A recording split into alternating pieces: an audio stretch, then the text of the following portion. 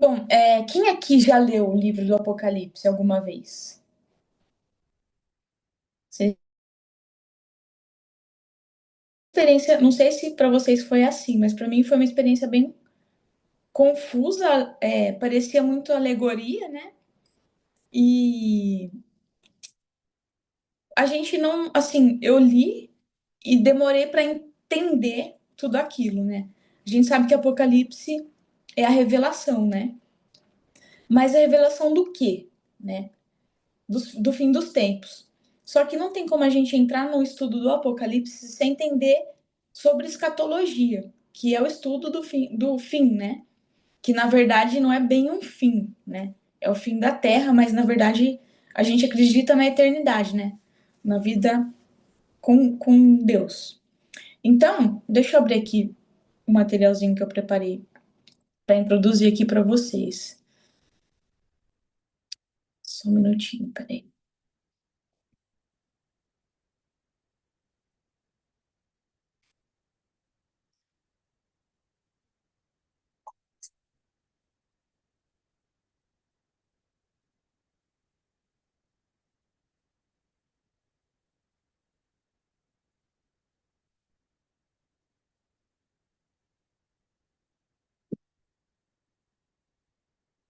Ó, então, para contextualizar um pouquinho primeiro sobre Apocalipse, Apocalipse vem da palavra grega, né? Apocalipse, que significa revelação.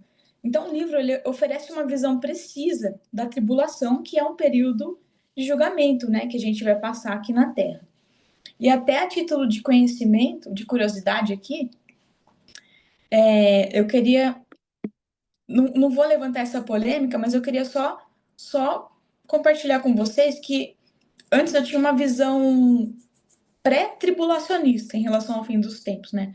Eu acreditava que a igreja de Deus ia ser salva primeiro e depois viria a grande tribulação.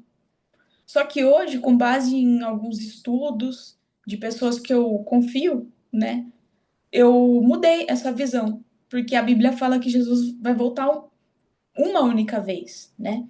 Então, se fosse a visão pré-tribulacionista, um dos motivos pelo qual isso não faria sentido é que ele viria, resgataria a primeira igreja, aí teria a grande tribulação e depois ele voltaria para resgatar de novo, entendeu? Os que ficaram e permaneceram firmes. Isso não condiz muito com a Bíblia. Então, por isso que minha visão hoje não é mais pré-tribulacionista. Eu acredito que a igreja vai passar pela grande tribulação como todo mundo, e aí a gente vai entender melhor lendo o Apocalipse como vai ser esse decorrer, tá? Mas essa é a minha visão particular. Eu não tenho muito estudo para poder influenciar vocês sobre isso. Só compartilhando aqui o porquê que eu mudei essa forma de pensar, tá? Então, voltando aqui, então o livro oferece uma visão precisa da tribulação, que estão cobertos pelo sangue de Jesus. Uma grande parte do livro usa imagens simbólicas. E os últimos 4 capítulos do livro, eles contam a mensagem principal, né? Que é o triunfo de Cristo sobre o mal e o novo mundo para os cristãos. Aí, só que antes de falar do fim, a gente precisa entrar no mérito da escatologia, né? Então, o que seria a escatologia? É o estudo do fim, né? Enquanto o Apocalipse é a revelação, a escatologia é o estudo do fim. E a Bíblia inteira ela é escatológica, né? Desde Gênesis já aponta para o final, né? A gente tem lá em Gênesis 3, capítulo 3, versículo 15, que fala assim, né? Ele promete que os descendentes da mulher esmagará a serpente. Essa profecia, ela culmina em Apocalipse 20, com a derrota final de Satanás, né? Que, então já apontava para Jesus ali, né? E então, só aqui contextualizando, a palavra escata, em grego, significa últimas coisas. Então, é o estudo das últimas coisas. Então, isso é o destino final da humanidade, juízo e a volta de Cristo, o inferno e a vida eterna. E o Apocalipse é o livro que encerra a Bíblia, né? Então, enquanto a Bíblia inteira aponta para um fim, o Apocalipse vem com os detalhes do fim. né? Então aqui o Apocalipse, ela é a consumação da escatologia bíblica, né? Toda a Bíblia é progressivamente escatológica, como eu falei. E também, além de Gênesis, tem os profetas, né? Isaías, Daniel, Ezequiel, Zacarias, que eles previam um dia do Senhor, né? Quando Deus julgaria e restauraria todas as coisas. Então, o Apocalipse nada mais é do que a realização de todas as promessas e profecias que estão no Antigo e no Novo Testamento, né? É basicamente onde tudo culmina ali, né? E a escatologia, ela oferece a chave para o Apocalipse, né? Então, sem uma compreensão escatológica, o Apocalipse se torna um enigma, né? Como eu falei para vocês, um livro de simbologias, meio difícil de entender algumas coisas, né? A questão dos selos, das trombetas, enfim. Existem muitas figuras ali. Então, se a gente não entende o que está por trás daquilo, fica um negócio uma leitura muito difícil de compreender, né? E aí, então, só para dar uma explanadinha aqui para vocês em relação a isso, o que a escatologia nos ensina, né? Que o fim não é necessariamente o fim, né? É a esperança, né? Então, enquanto muitas pessoas têm medo do livro do Apocalipse, medo do que está escrito ali, na verdade, para nós cristãos, deveria ser uma revelação da esperança, porque ali fala que para os que creem, para os que permanecerem firmes e fiéis, o fim é o mais desejado de todos, né? É o que todo mundo sonha, né? Todos nós cristãos sonhamos um dia alcançar, né? E tudo aponta para Jesus, né? E ali tem aquele texto que fala, né? Eu sou o alfa e o ômega, o primeiro e o último, o princípio e o fim. E aqui esse versículo também acaba, querendo ou não, mostrando a divindade, né? A deidade de Jesus, né? O quão ele é Deus, né?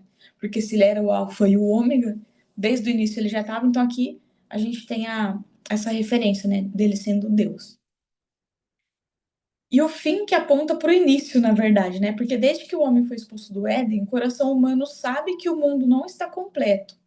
A terra geme, o tempo corre e os reinos caem. E o espírito dentro de nós sussurra, ele vem, né? E a escatologia não é um estudo do apocalipse no sentido de destruição, mas no sentido de revelação mesmo, né? Porque, como eu falei, né? O apocalipse significa tirar o véu, é a revelação, na verdade, né? Tirar o que está escondendo ali, né? E a escatologia, ela revela o desfecho de tudo, de tudo que Deus começou. Então, o que a gente aprende, né? Com tudo isso, né?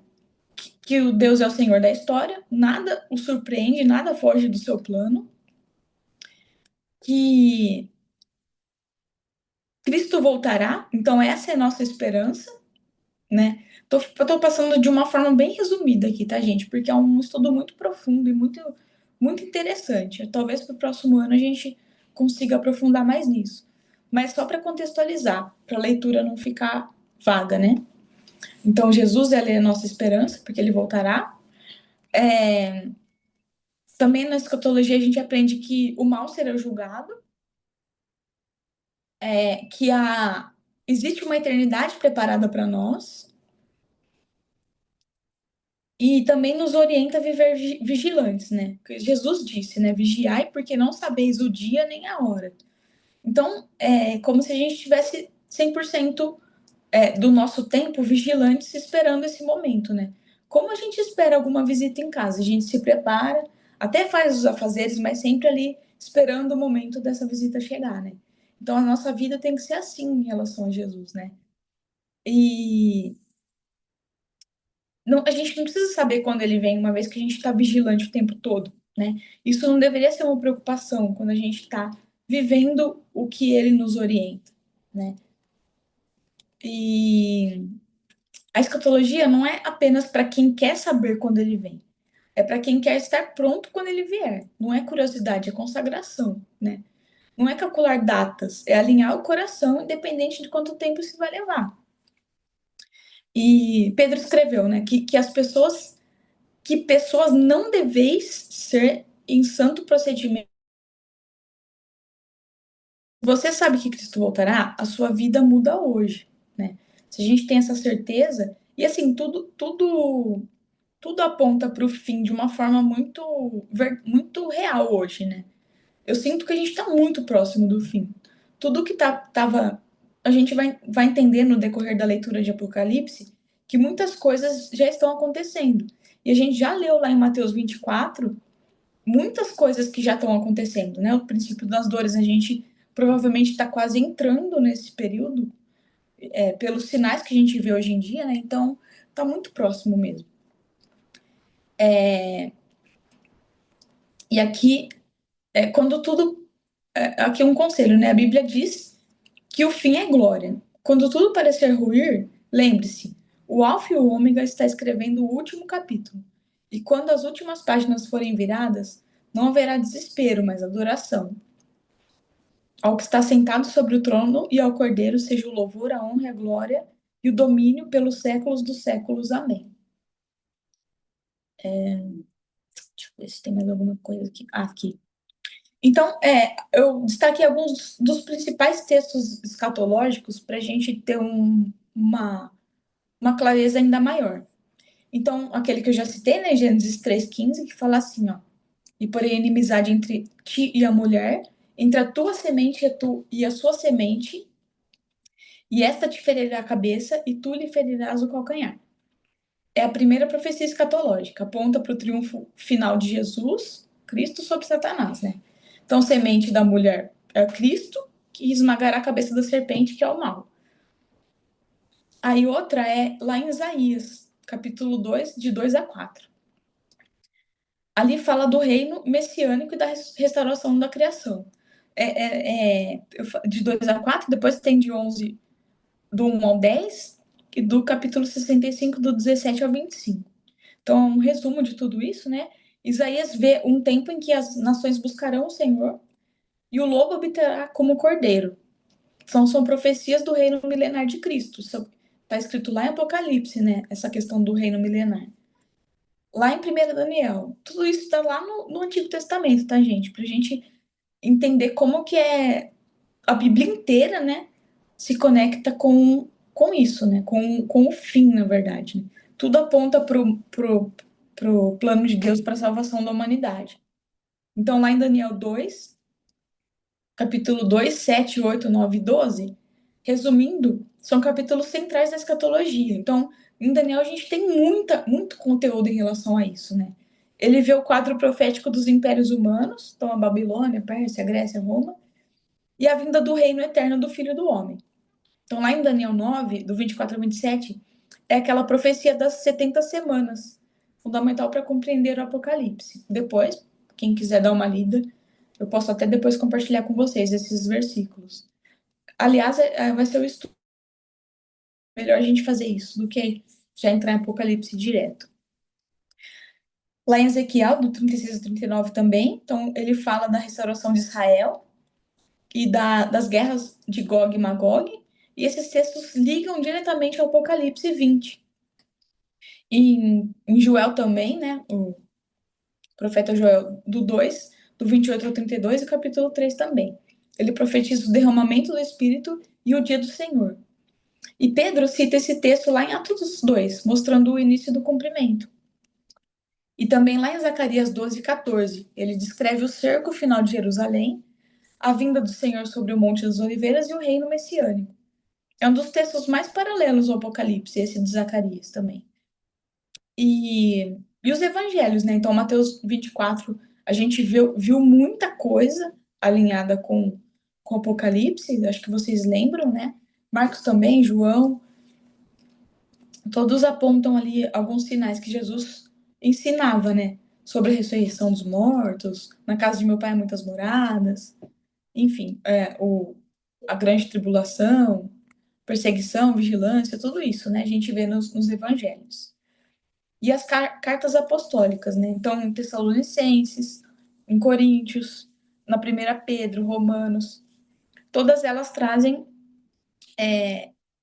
fatos que apontam para o Apocalipse, né? Para o final dos tempos. Então, o Apocalipse, resumindo, né? É a Bíblia inteira, como eu falei, ela é escatológica porque em Gênesis mostra o começo da queda, os profetas anunciam a restauração, os evangelhos revelam o Redentor, as cartas explicam a esperança e o Apocalipse mostra a consumação. Então, basicamente, essa introdução que eu queria trazer para vocês, mais do que tudo que eu falei, é agora a gente contextualizar na leitura que eu vou deixar durante a semana. Antes da gente entrar na leitura do Apocalipse, eu oriento que vocês não só leem, mas meditem no que vocês estão lendo. Entendam o que está sendo lido ali, porque vai se encaixar como um quebra-cabeça, né? E que a gente também possa se preparar para isso, né? Que esse livro não traga, não desperte um medo em nós, mas desperte uma esperança em nós. E que a gente lembre-se que na história, todo mundo que viveu segundo o evangelho morreu como um mártir. Então, assim, a gente não pode pensar que a gente vai ser livre das tribulações, né? Só que, assim, a gente tem que alinhar onde está o nosso foco, né? Se o nosso foco está na eternidade, o que a gente passa aqui nessa terra, por mais que doa um pouco, não pode ser algo que nos causa medo a ponto de evitar viver pelo evangelho, né? Evitar viver pelo que Cristo quer de nós. Porque muitas vezes as pessoas pensam assim, eu não quero muita intimidade, eu não quero muita proximidade porque eu tenho medo de sofrer. Porque houve testemunho de pessoas que pediu intimidade, veio uma enfermidade, a pessoa teve que enfrentar um câncer, alguma coisa ali muito grave, e a pessoa nessa doença descobriu uma intimidade muito maior. Então, quando a gente ouve isso, a gente pensa, então eu não quero me aproximar tanto porque eu não quero sofrer. Mas que a gente decida. Se a gente quer viver pelo evangelho, quer alcançar a eternidade, a gente não pode ter medo dessas coisas. A gente precisa acreditar e confiar em quem rege a nossa vida. E aquilo, ele nos guarda. E agora compartilhando fazendo um paralelo muito, talvez estranho aqui, mas vai fazer sentido. Esses dias eu vi um vídeo de um rapaz que eu sigo, muito, admiro demais ele na questão da fé. E ele falou assim: para Deus só existe um dia, porque na verdade ele não dorme. Então nós que vivemos picado, né? A gente dorme e acorda, mas Deus não dorme. Então para ele, por isso que é eterno. Não tem fim nem começo. É um dia, é único, né? Então se esse Deus que não dorme, que vive, tava lá antes e tá no final também, é ele que rege a sua vida. Então a gente não precisa ter medo de nada, né? Não precisa ter medo de enfrentar nada e ter a fé de que é ele que guarda, é ele que opera o milagre. Tudo é para honra e glória dele, né? Tudo é por ele, para ele. Então, é isso, gente. Que essa consciência entre no nosso coração e que seja um desejo nosso mesmo. Viver para ele e, se for preciso, entregar a vida. Se a gente passar pela tribulação, tiver que não negar Jesus pela salvação, que a gente tenha essa ousadia de não negar, né? E não ser como Pedro, porque Pedro andava do lado de Jesus, sentava na mesa, tocava em Jesus, e na hora que ele foi confrontado, ele negou. Imagina nós, se a gente não alimenta a nossa intimidade. No momento que a pessoa tá com a arma apontada para sua cabeça, ou para te fazer para te levar para uma tortura muito maior do que simplesmente um tiro na cabeça, né? Será que a gente tem força humana suficiente para não negar Jesus, não negar a nossa fé? Só que a gente só vai ter força suficiente se a gente alimentar isso todos os dias, né? Alimentar a nossa fé na palavra, na verdade que ele deixou para nós e na esperança de que a eternidade é além do que a gente vive aqui. Se a gente tiver que passar por uma tribulação, por uma tortura, alguma coisa, pelo nome de Jesus, aquilo é só uma passagem, não é o fim, né?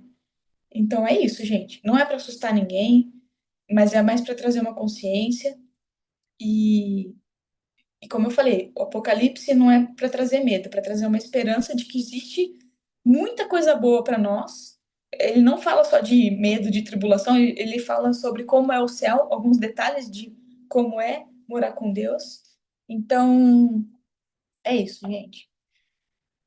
O E Rai, depois eu compartilho com vocês as leituras introdutórias antes da gente começar o Apocalipse. Pode falar, Sol. me veio aqui um versículo de Romanos 5, de 3 a 5, que fala assim, ó, e não somente isso, mas também nos gloriamos nas tribulações, sabendo que a tribulação produz a paciência. E a paciência, a experiência. E a experiência, a esperança. E a esperança não traz confusão, porquanto o amor de Deus está derramado em nossos corações pelo Espírito Santo que nos foi dado. Então é isso, né? A gente ter essa certeza que Paulo escreveu lá em Romanos, no nosso coração, sabendo que sim, a gente vai passar por tudo isso e que a gente tem que estar perseverante, e isso vai trazer esperança, exatamente o que você está falando, né? Sim, essa passagem me traz muito forte a dualidade, né? Tudo tem dois lados, né? Para qualquer situação da nossa vida existe a dualidade. A gente, nossa natureza tende a olhar,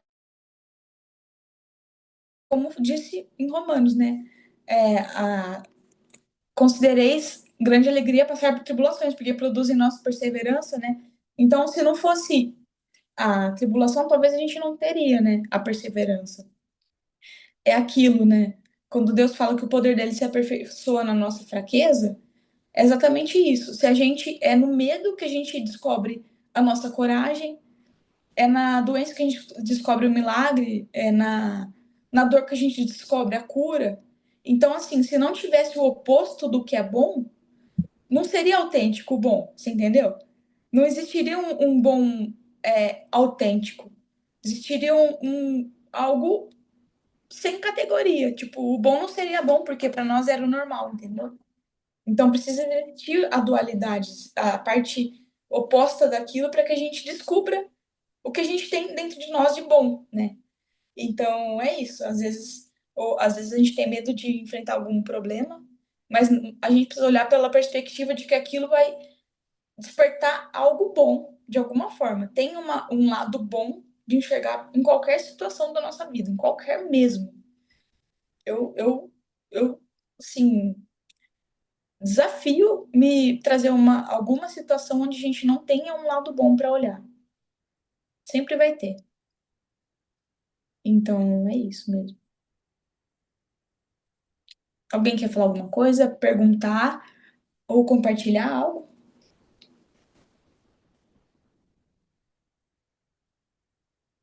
Alguma dúvida?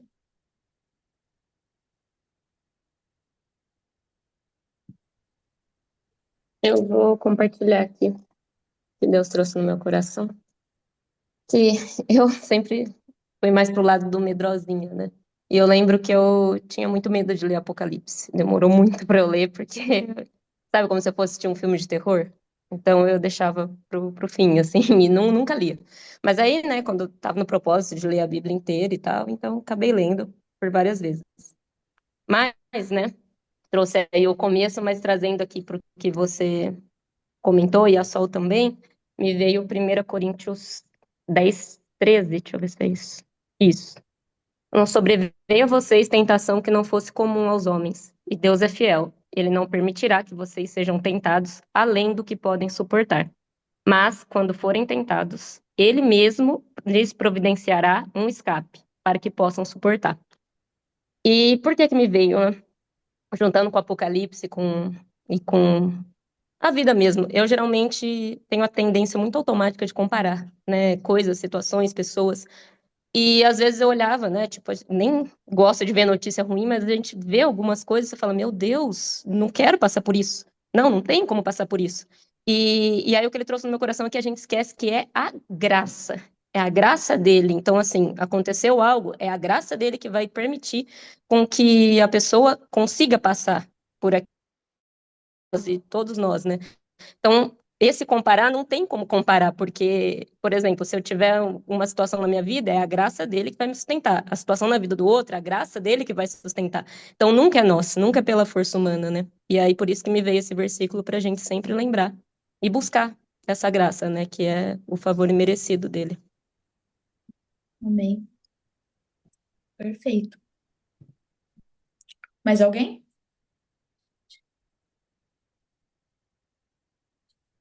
Não? Então é isso, gente. A gente vai entrar no nossa último livro da Bíblia do ano, né?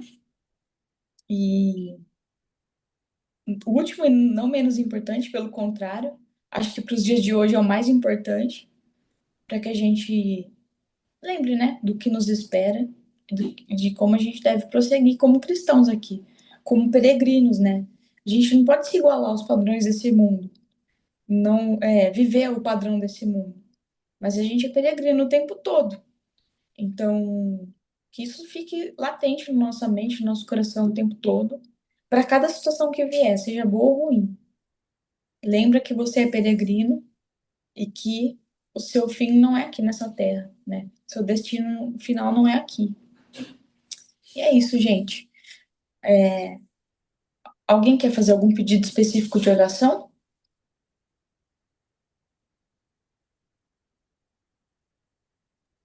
Eu tenho um pedido de oração, mas é testemunho também, parando para pensar aqui. A minha cunhada, ela foi ao médico ontem, e a médica disse que ela estava com suspeita de câncer, né? E a médica falou que não é, com toda certeza, mas, né, vai mandar para biópsia e tudo mais, e ela vai fazer um outro exame essa semana que vem. Mas pedir então para que Deus, né, possa estar com ela, enfim. A gente sabe que, né, o nosso Deus ele pode todas as coisas. Então, pedir pela Amém. Joana. Amém. Amém. Beleza. Vamos encerrar então. Sil, você pode orar para nós, por favor? Posto.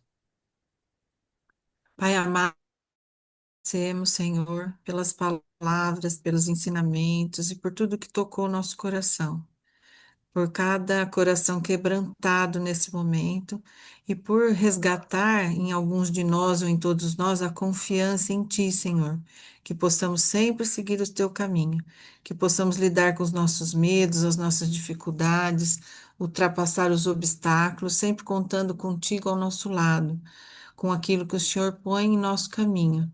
Porque quando a gente vai caminhar e sente que precisa caminhar, é só confiar e seguir. Que nós sabemos que o Senhor lá na frente já sabe o que está acontecendo, ou o que vai acontecer e o que está preparado para nós, Senhor.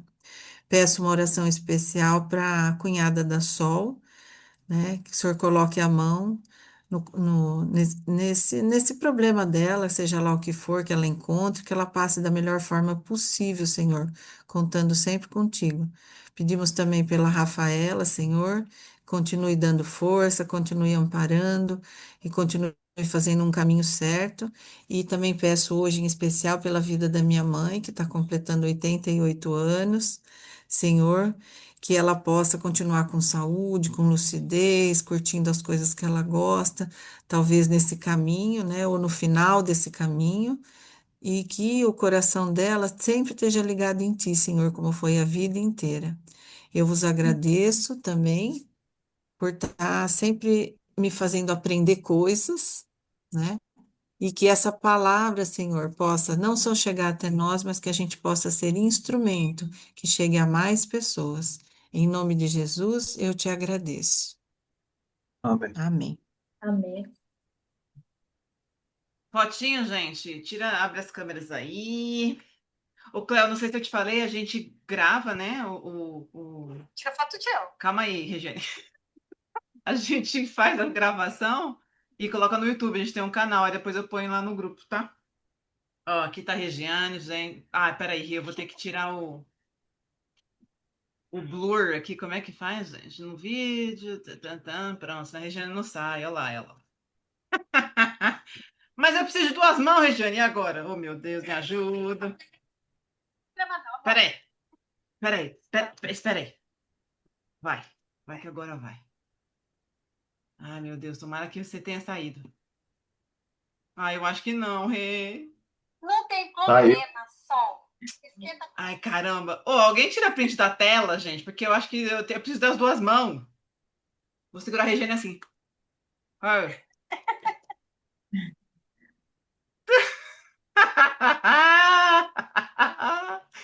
contar, vai como foi. Beijo, gente. Boa noite. Deus abençoe. Tchau, Rê. noite. Tchau. Tchau, boa noite.